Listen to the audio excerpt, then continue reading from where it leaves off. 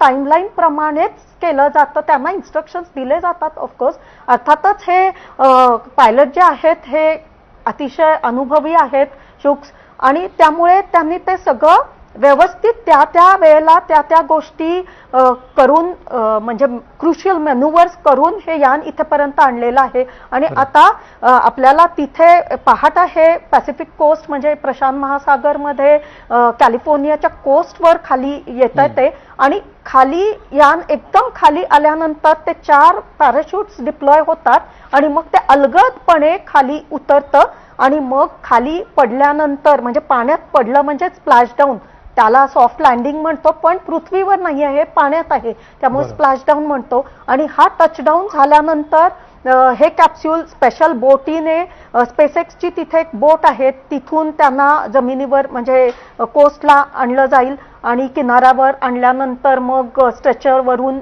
या ॲस्ट्रोनॉट्सना 4 अंतराळवीरांना एक करून जमिनीवर आणलं जाईल आणि मग त्यांना रिहॅबिलिटेशन आणि अजून काही त्यांचे जे असतात प्रक्रिया असते या सगळ्या गोष्टी होतील. खरं आहे, निश्चितपणे आपण आता जल्लोष पाहतो आहोत. या सगळ्या यशस्वी लँडिंग सध्या समुद्रामध्ये झाल्याचं दिसतं आहे, त्यामुळे भारतातला हा जल्लोष आणि शुभांशूचे काही कुटुंबीय आहेत, नातलग आहेत आणि इतरही अनेक उपस्थित लोक आहेत.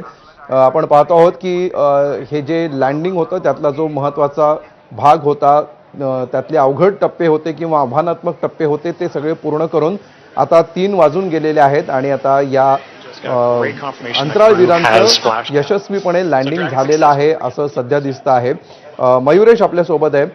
मयुरेश, लँडिंग झाल्यानंतर आता इथून पुढच्या स्टेजेस काय असतात? म्हणजे शुभांशू लगेच लोकांसमोर येऊ शकतात का, किंवा ते काही बोलू शकतात का? त्यांची फिजिकल कंडिशन कशी असते आणि या रिहॅबिलिटेशन ज्याला म्हटलं जातं 7 दिवसांचं, त्याची नेमकी काय काय कारणं असतात, त्याचा एमिनन्स काय आहे?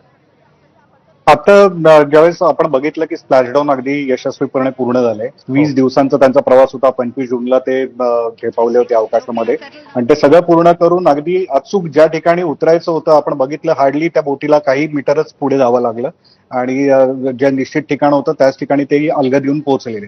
आता बोटीवर त्यांना आणण्यात येईल आणि तिथून मेन स्टेशनला आणलं जाईल आणि त्याच्यानंतर ह्युस्टनला त्यांना पुढे नेण्यात येईल.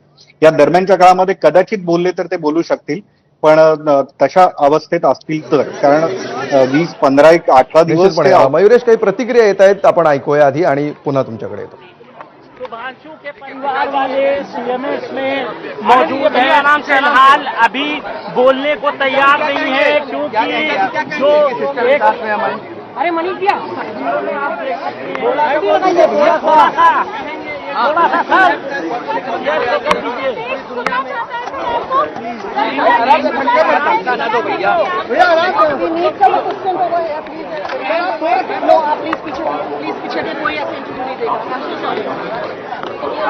भैया